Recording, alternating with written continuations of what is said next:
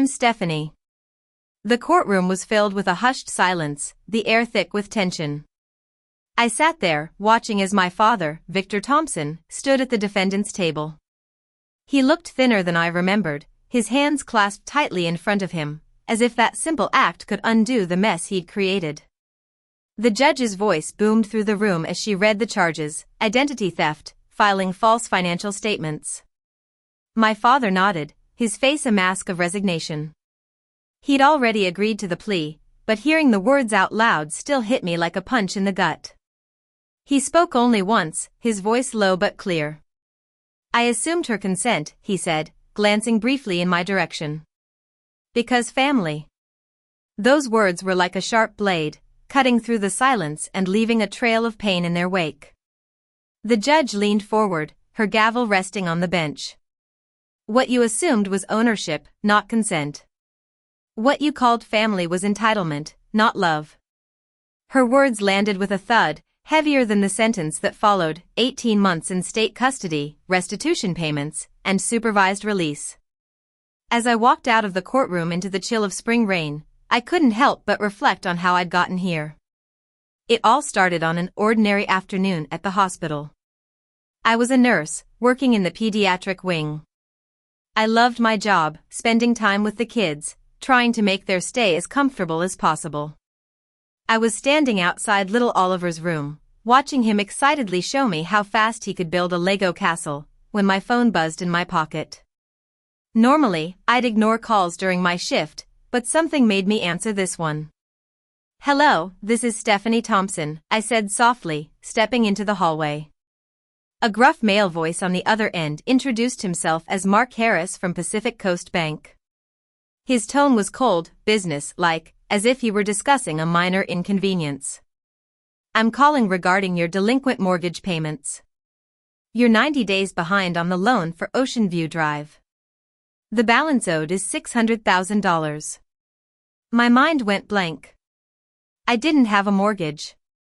You must be mistaken, I replied, pressing my back against the wall, my hands suddenly cold and clammy.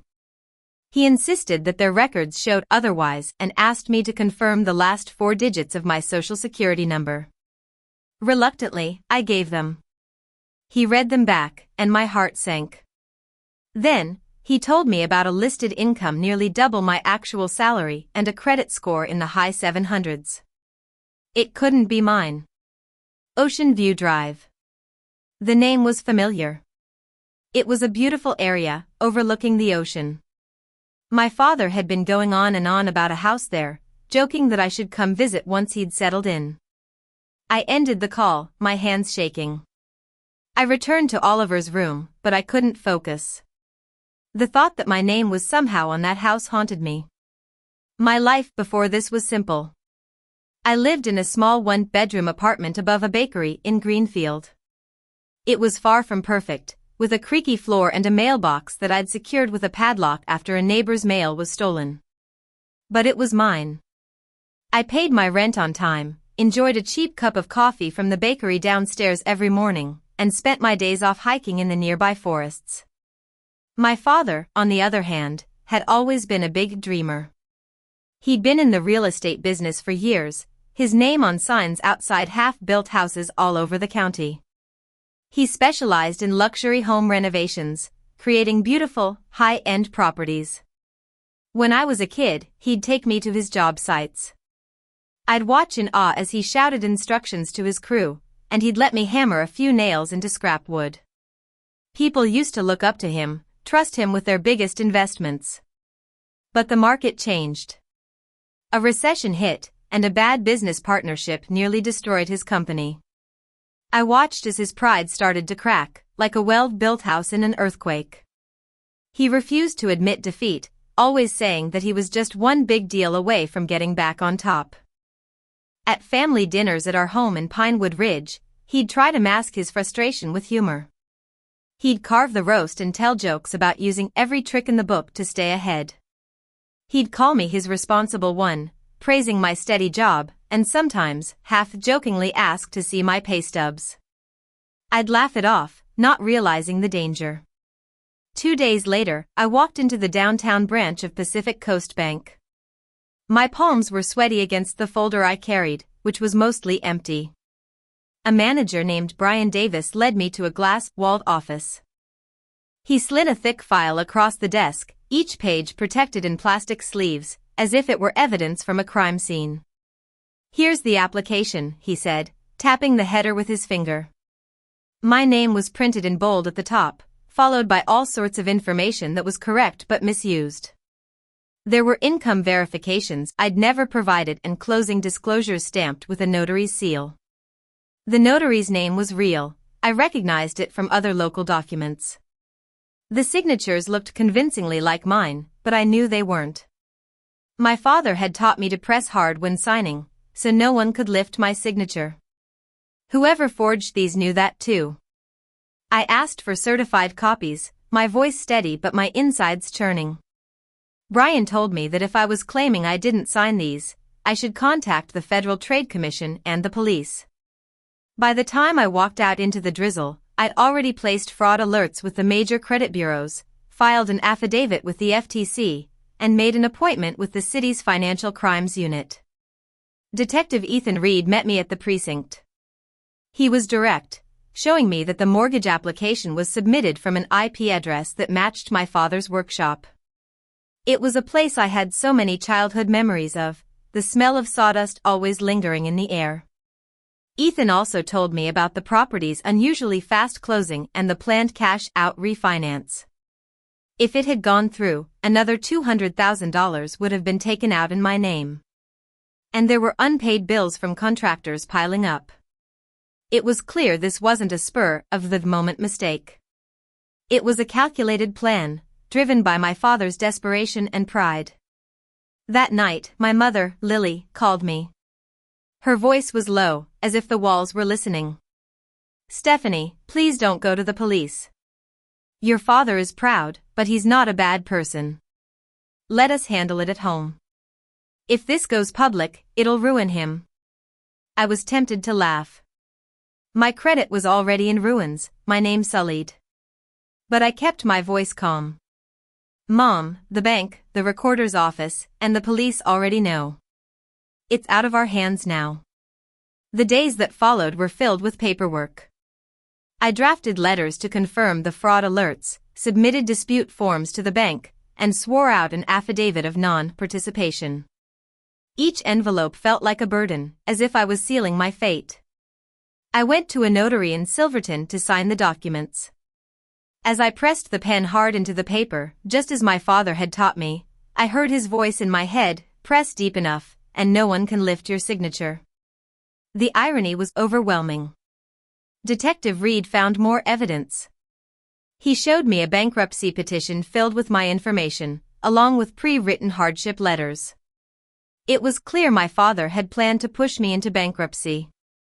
I knew I couldn't let this slide. I decided that our next Sunday dinner at Pinewood Ridge would be the time to confront him. I printed the police report, marked the important details, and bound the pages together.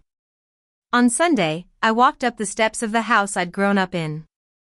The smell of roast chicken and potatoes wafted through the air, a false sense of normalcy. We sat around the dining table, my mother fussed over the food, my father poured himself a glass of wine, and my cousin Sarah bragged about her new job. When the plates were half empty, I reached into my bag and slid the packet across the table. The sound of the paper against the wood was deafening. My father's fork slipped from his hand, hitting the plate. "What's this?" he asked, but his eyes gave him away. "Police report," I said evenly.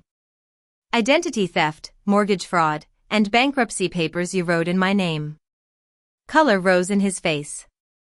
"I meant to refinance it properly." "You're strong, Stephanie. You owe the family a break after all I've done." I felt my hands steady. "What you've done is a crime.